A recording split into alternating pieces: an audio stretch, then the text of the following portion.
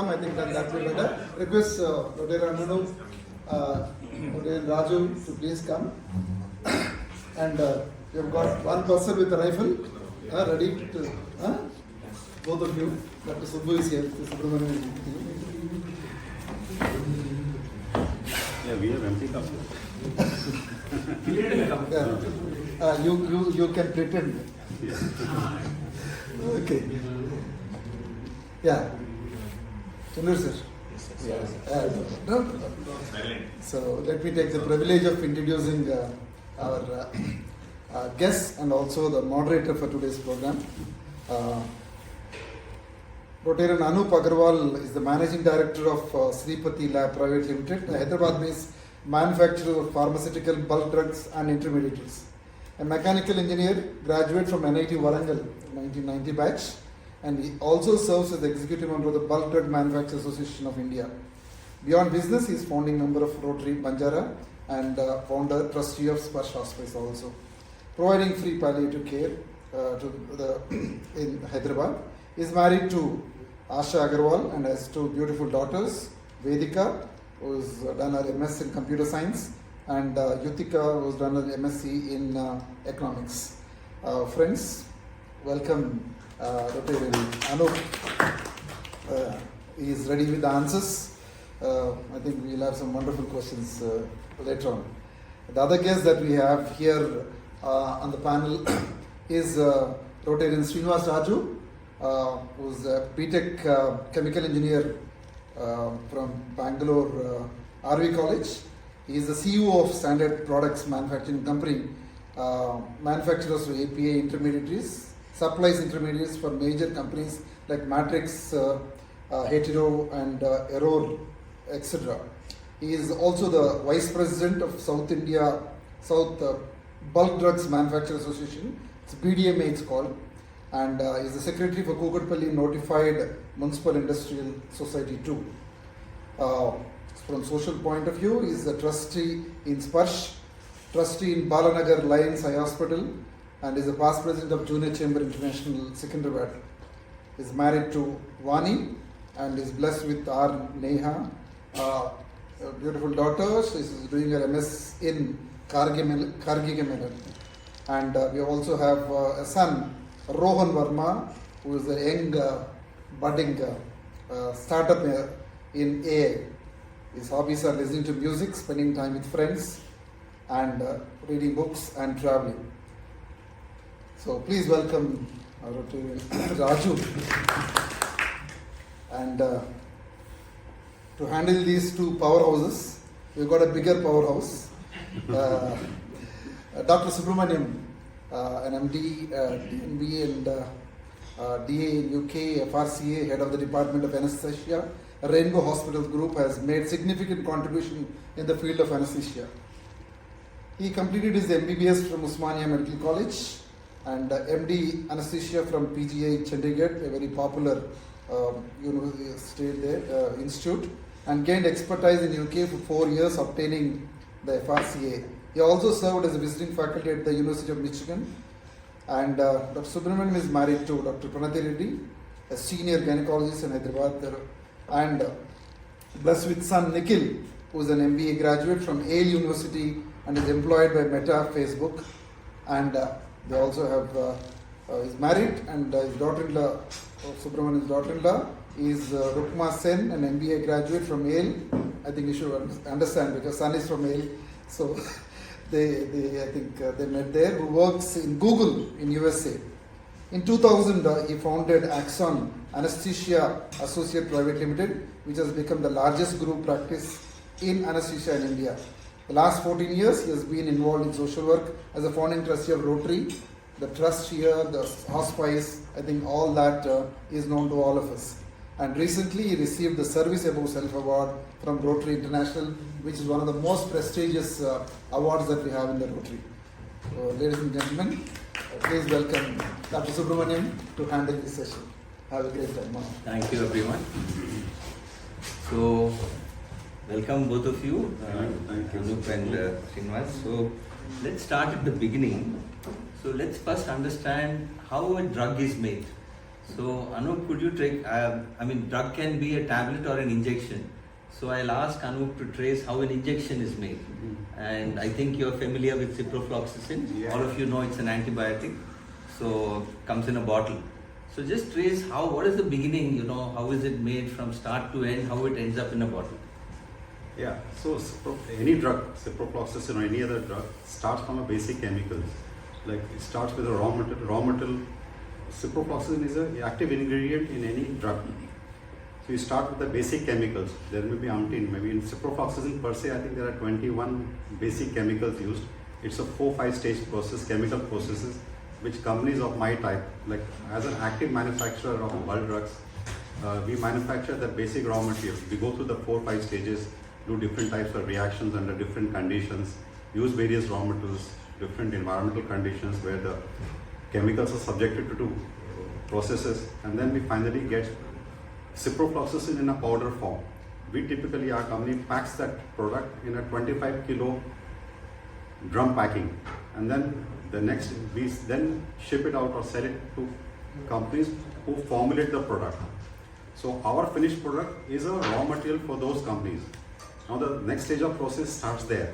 They typically take that raw material in different batches, and then they do additions, maybe excipients they will add binders, like powder has to be bound in a tablet form, there will be binders, there will be excipients to give it color, taste, texture. They also have specialty chemicals also, at what stage the drug should act in the body. Some drugs act in the stomach, some drugs are supposed to go down to intestines.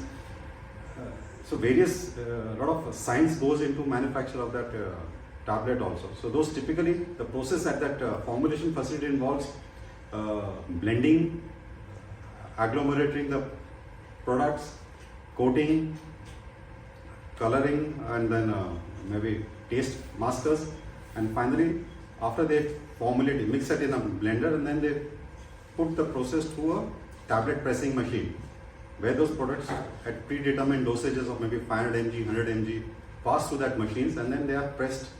After passing through that pressing process, and then they are, it's an online process, then they are strip packed, and then labeled, and then packed.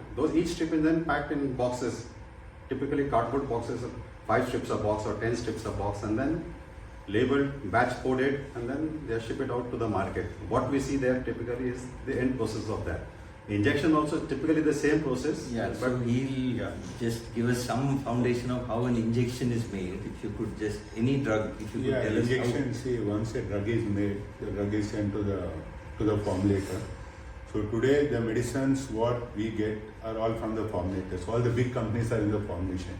It may be GSK or anything, they are 90% in the formulation. So once it goes there, they have a lubricant, then they have a liquid on which quantity it has to be mixed.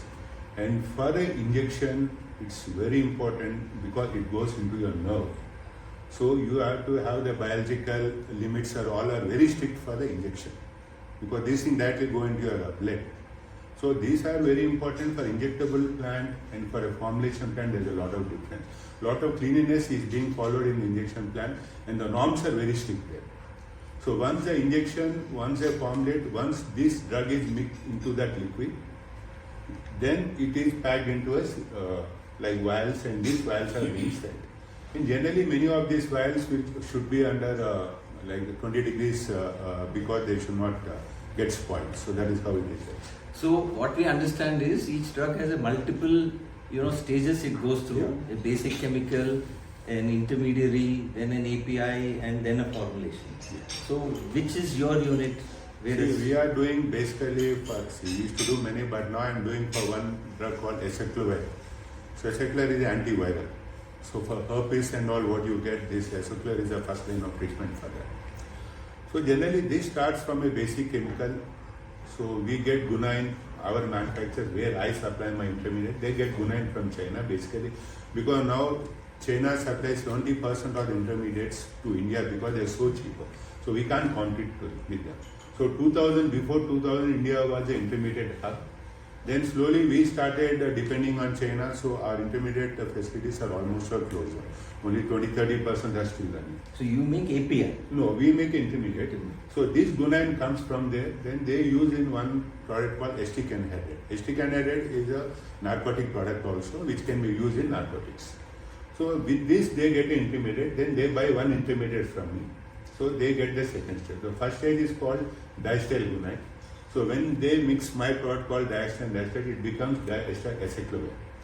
From there, they do hydrolysis. Hydrolysis is this product is put in water and is heated, so that the acetyl group goes and it becomes an aceclovir. So that's where the final product comes in. So this is a simple process because it's a 3-stage process. But many chemicals are there where you require APIs 20 stages, 30 stages, 40 stages, depending on the drug. So this is how we make it. So once You give your product to? I give my product to Mylan, Agarwal, And what they are the formulation? No. They do the API. See, what they do is they do diacetyl guanine. Once my product goes into it, it becomes diacetyl aceclovir.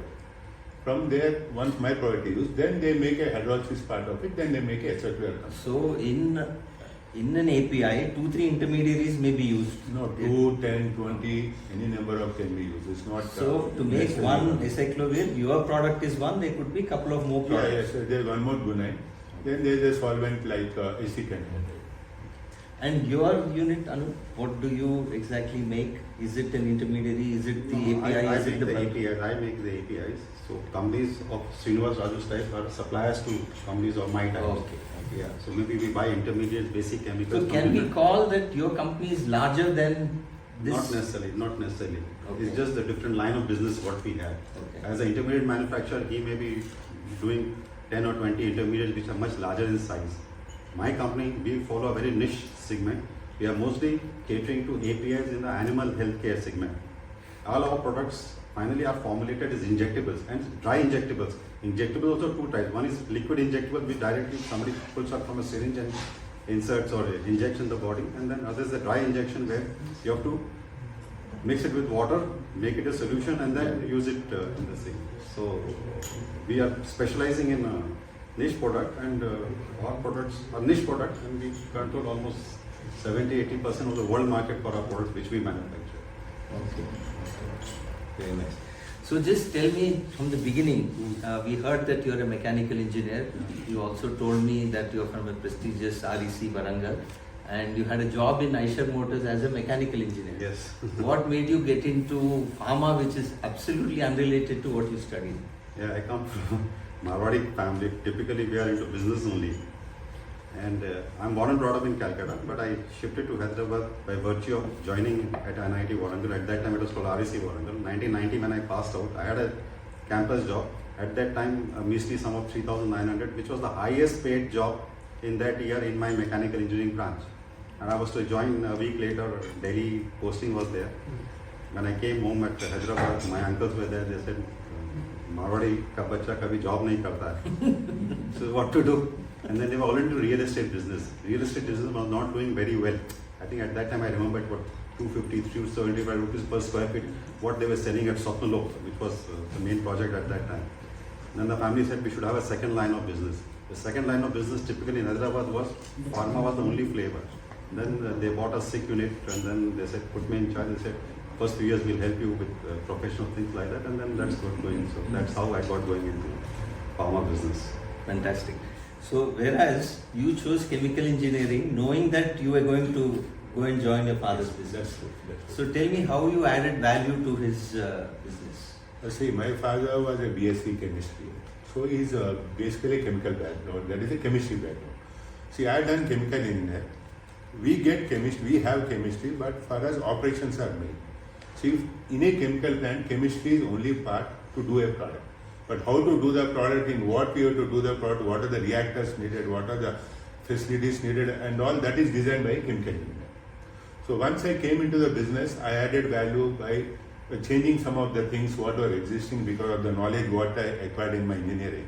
So once any engineering, in the chemical engineering, the chemistry, lot of difference will be there. Once we have a better engineering system there, the yields will come better. Means the quantity of, see, once we do a product, there's a 100% quantity what you can get. But never you get that 100% quantity in any product. Generally you get 80%, 70% depending on the reaction mechanism. So once we have a better systems there, that yields can be pushed up with 80 or 90%. That's what the chemical engineers really do. So that's what I could put those things into a thing and make a better system. So that must be very satisfying. Yeah, it is satisfying. Okay. So since you are born and brought up in Hyderabad, can you tell me why Hyderabad is called the pharma capital of India? See, And now the vaccine capital of the world, they are saying. See, in 1965, IDPL was established in Hyderabad. So my father used to work in Bombay, so he shifted to Hyderabad to join IDPL. So a lot of first generation people like Dr. Reddy's or many people who are in the first generation entrepreneurs of Hyderabad chemical industry, all people are part of IDPL. So my father shifted in 65.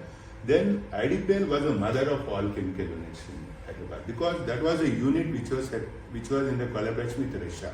That time Russian collaborated for this.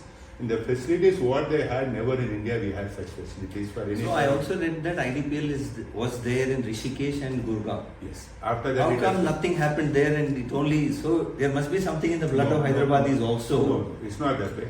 See, in Rishikesh and in Gurgaon, basically it was formulation and everything. It's not API manufacturing. API manufacturing was basically in Hyderabad. So the first generation enterprises who are come got such a rich experience in working in IDPL that they could see everything in IDPL, every facility was there. So they learned that and it became very easy for them to set up a chemical plant or anything. So tell me what you love most about your business. Yeah, it's the thrill of it's everyday learning experience. Any chemical reaction is a new discovery every day. Sometimes the reaction is done in 10 hours, some day the reaction done in 11 hours, sometimes we get out of 100 kilos we're supposed to get, we get 100 kilos, sometimes we get 99 kilos. It's a everyday learning experience, every day challenging experience also. So we love those challenges, we love that unpredictability of things also. Though as per SOP we should get a standard operating procedure, specified we should get a standard yield. But then within the variance we have to play. So that becomes a challenging and a learning experience. And the regulatory framework also changes every year. So that keeps us constantly on our toes. So it doesn't allow us to settle or sit idly. Okay. What do you love most about your business? You know, my business, I always be happy that we are starting with basic chemicals and we are producing drugs which are saving human life. So that's the most satisfying of it. See, because chemical industry has got so many risks. Today also, if you see so many accidents happen every day in the biggest of the companies, they have the best of the facilities, but human error is always there, mechanical error is always there. So when you go to a chemical plant, always there is a risk of anything. But still, we love because we are doing something which is saving their human life. And once we start with 100 chemicals, we get a single chemical. Again, the technology part of it, every day, as Anup said, a learning. Every day what we do for 10 years also, still we keep on learning on that because we find newer things to come out and maybe better things we can do with those things. That is how it really is. So now I'll come to the other side. What do you hate most about your work? Do you hate anything or is there something? It's just the environmental challenges and the regulatory challenges. In any business, I not say just our business, set up typically units of small and micro, medium sizes, face those challenges of regulatory, environmental factors, things like that, where we spend 80% of our time on non-core businesses. I think if that system could change slightly, maybe we would be much better, more efficient in our businesses. Same thing. What do you find most irritating or? See, today the chemical field has changed a lot from past 30 years. We have been for more than 30 years. Today, chemical industry has become more challenging due to a lot of regulations. Regulations have become so heavy today that we have n number of departments. Our industry, the highest number of departments, we have complaints. Apart from the customer complaints have become very tough for us today because we are regularly audited by our customers. And apart from that, the government departments today are becoming stricter because of the accidents and because of the public pressure that government is not taking action on the chemical industry, they are polluting. Becoming strict is a good thing, isn't it? No, it is strict. 100% it is good. Nothing to complain on that. But a same yardstick can't be applied for all. So what something happens somewhere, that same yardstick they start applying everywhere. So what happens? You have to spend a lot of time in dealing with them and all. So your time in your production becomes lesser. Okay, just I want both of you to also say why pharma is particularly a very polluting industry. I mean, we hear of so many different industries. There's steel, there's coal, there's petroleum, there's so many. But pharma is singled out as a very pollutant industry, and you should only be located outside the ring road now if you want a new factory. Why is it so difficult to take care of the effluent or whatever? All chemical industries that way are all red category industry, effluent generating industry, because any chemical process you do, there will be a byproduct. That byproduct is has to be handled environmentally. And typically in Andhra Pradesh and Telangana, we don't have large industries. If you go to Maharashtra and Gujarat, there are large industries, large petrochemical industry, which are much more polluting than us. But because of their size, they have the systems. Here, most of the industries in Hyderabad, if you barring some 20-25 large ones, are all small and medium. Then the government should have come forward to establish the necessary infrastructure for combating this environmental thing. Because that is not done, and then companies find it challenging. That is why this tag has come that way. What can government do to reduce pollution? We were just fighting for an industrial estate. We don't have any notified industrial estate for a pharma from many years. Maybe from 30 years, government has not set up one notified pharma industrial estate. So we were fighting with the government. In 2014, we had a meeting with Mr. Kesar, who was the CM that time. I was a part of that committee. So he said within 2 years he will deliver us one of the best things. So we went to Mucherla, where he said 19,000 acres will be developed. We told him, sir, that is a very big thing, don't deliver that. So give us some 3,000 acres which are already allowed. Now what pharma needs from government is, we need a dedicated industrial estate with all the facilities. That is, complete effluent which is being generated in the company has to be treated in that industrial estate. All of you just leave the effluent there, a common treatment plant. That common treatment plant. That is not happening. Now the industries are scattered. So there will be many black sheep in the industry. I can't say everybody is good or bad. So due to 10 black sheep, all the industry is getting a bad name. No, but also what Anup is saying is, your scale is so small that you can't afford the processes to eliminate the pollution. No, it's not really. So see, we send our all effluents to, we have effluent treatment plant in Jeemetla where I send it. But tomorrow, if I have to increase my production, then they don't give you the power. See, today our hands are tied for us because the government doesn't allow us to expand that easily, because there are no effluent treatment plants of that size to treat the chemicals. All the big companies like Aurobindo, Hetero, they are going out. They are putting up big plants and big environmental facilities in their own facilities. So that is helping them to expand. That's the problem. So, do your children want to join your company? As such, my son doesn't want to join. He's doing something on his own. Is it because of his interest, or they feel? No, because of his interest. But lot of company children are not joining because of the challenges. I see many people are migrating to US. They're happy working in US than running a chemical plant here. Because children come from there every day, they see one guy coming up and he has to answer to that and all. So they find that this is very disturbing for them. So they're not. What is your view on that? Yes, so the regulatory or challenges here, or the environment where we do businesses, is challenging for our children. But my younger one is still open. She's considering coming back. Very nice. So what do you list as challenges or opportunities going forward? Yeah, opportunities are huge, immense. We are in an industry which is so-called wellness industry, and the way our lifestyles are going on, so the demand for pharma products is only going to increase. It's just maybe shifting from this product to this product. If you see last 30 years also, maybe some infection levels would have come down, but then it is taken over by lifestyle diseases, things like that. So we are in the right industry, only we need to scale. Because of the challenges of regulatory things like that, scale of operations is changing. So if we keep upgrading, I think there's good opportunities for everybody. What do you feel? Yeah, the challenges what we see today, you see Hyderabad has got, as Anup was saying, 20 big industries and some 300, 400 small and medium scale industries. So generally a big industry does the API and small and medium scale does the intermediates and supplies to the big units. But of late from past few years we are seeing that the big industries are backtracking. Means they are coming back to the intermediates, they are doing intermediates themselves. So this will be a challenge for small and medium scale industries in the long run. Unless they innovate, they come with innovative products. So the challenge, the opportunity is now because we know that they are coming back, now we have to gear up ourselves and do products where we can still survive and we can do better. So I hear that being approved by FDA in US is a big achievement for companies in Hyderabad. Are either of you in that bracket, or would you aspire to be? What does it take to be FDA approved? We would aspire to it, but we are not in the bracket. It takes a lot of investments.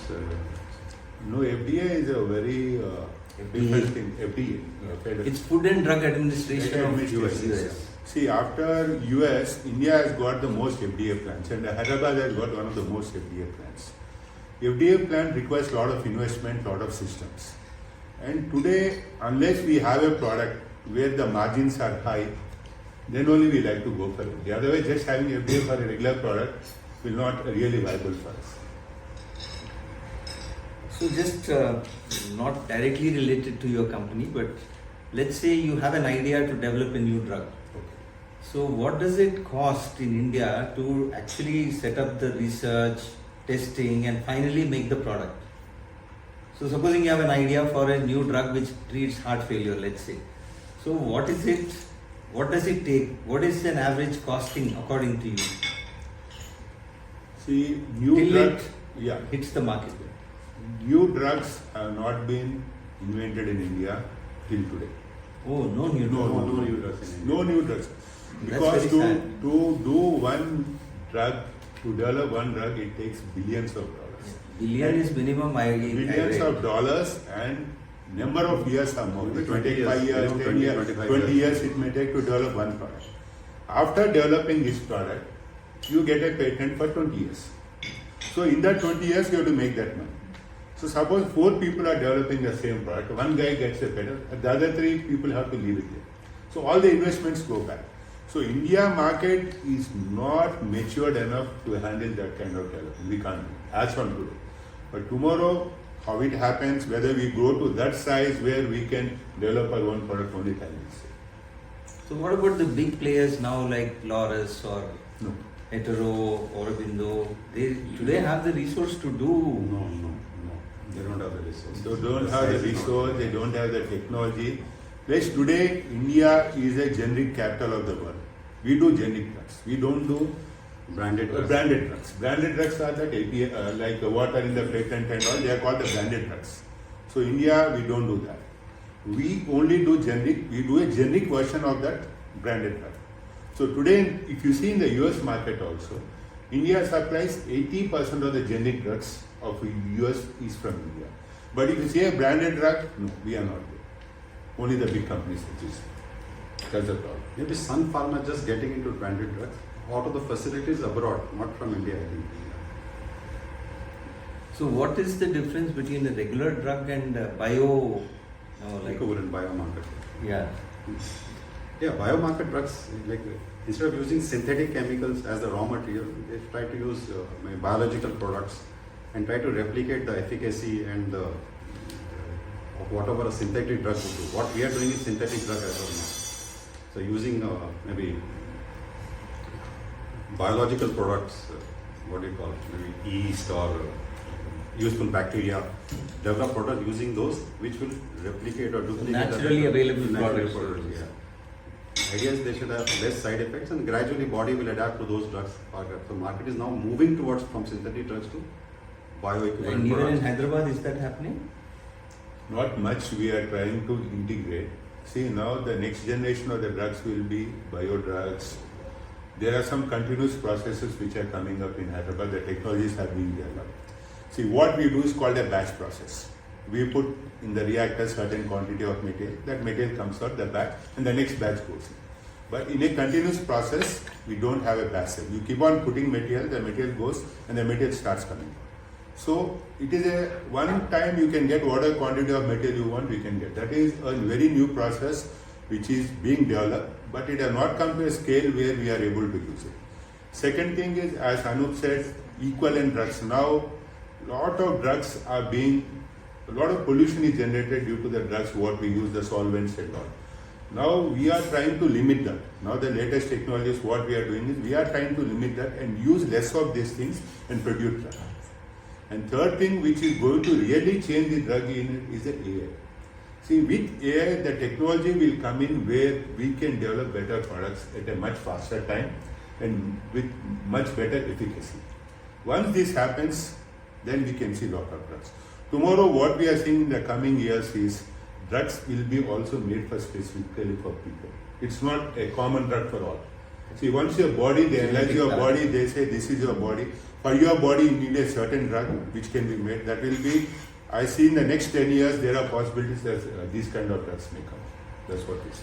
So now that, I mean, everyone knows, so even politicians should be, what should I say, supportive of your industry and try to help you grow, isn't it? Because they know that, you know, already this is a money spinning industry and it gives employment to people here. So why are they not receptive to whatever you are asking for? They are receptive, but they have more challenges. People, the vote bank is not industries. Vote banks are the people who live around the industry. Though they feed on our industries also. Like typically, we provide one of the large employments, direct as well as indirect. But then there are challenges, social challenges. That is why that gets priority, because they are the people who vote. Maybe that may be the reason. They are supportive, but then they could have done more here. Okay, I think we can continue the rest of the conversation after the break. Any questions allowed? Or?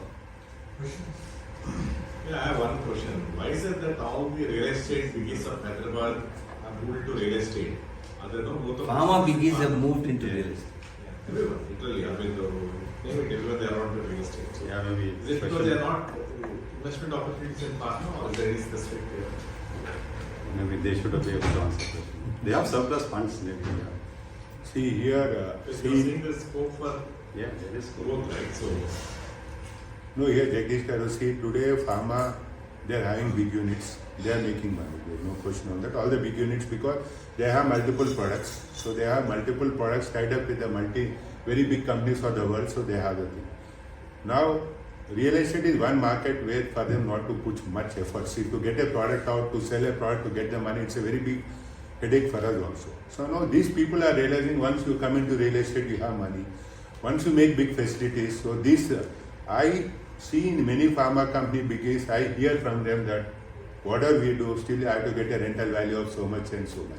They are also targeting that. It's a passion. Surprising. Owning Passion real for estate them. is a passion among people here. it's a risk diversification maybe. So one other question. Now there's a lot of talk by our Prime Minister to be Atmanirbhar. Can we ever become reliant on Indian products and get away from Chinese import in pharma? If yes, how long do you think it will be? Not in the foreseeable future. I don't foresee in my lifetime. Why? What is the? How can they produce it so cheap that we are not able to? The entire setup is different. The mindset there is different. Mindset here. You have to deal with 100 bureaucrats there. Here, 100 regulatory things. Everything. As I told in my beginning, that 80% of my time goes in unproductive work. That is not the case in China. Scale of operations are different there. Government supports, and then things are easy. Cost of finance is lower. Cost of manpower is higher in China. Cost of manpower per person is higher in China than in India. But their efficiencies is 4 times than a typical Indian. Maybe So there the government. Maybe with the government it may change. No, but that must be true for all industries, no? Why is it only for pharma intermediaries? No, sir. See here in Some of the China, basic resources are there, like fluorine chemistry. Fluorine as a raw material is available only in China. Like AV industry now seeing rare earth sources are there, so they control that. And some of them are risky chemical reactions, which they are handling here because of our size, because of our location. Maybe we are hesitant to Labor do is that. not cheap, but it's more skilled in Yeah, China. more skilled and more efficient. no, here, see the major thing, advantage in China is first of all, they made huge industrial estate, what we are talking about. Okay. Today, if you go A cluster. to a cluster, if you go to a China, they don't need a generator because they give you power from 3 substations. The power will not go, first of all. If I use a generator, that costs me 3 times the regular power cost. Here the power cost we as an industry pay 10 rupees, but whereas China they pay 4 to 5 rupees. Second thing, in China, their manufacturing size is very big. Now I do 10 tons, they do 1,000 tons. And the basic raw materials, what is used for them also, they are very big in China, so that they get very cheap. Third thing is the government supports a lot in the industry. Our government talks a lot. But to support that at the ground level, it is not happening. And Without China, no, industry in India will just go down. Because during COVID, everybody was saying boycott China, boycott. Then the industries had come on the television and asked people not to take it up further because my brother has a granite cutting unit, the blades, everything. Without those Chinese products, Yeah, the scale of operations is mind-boggling. we can never. see today what Indians are thinking, see we do the APS, that is the final product. In the world we are number 1 for APS. For the intermediate, China are number 1 in the world. So our government is thinking we are doing the final product, we have a market of that. Why should I do this product where it has got so much pollution, so much thing? So the government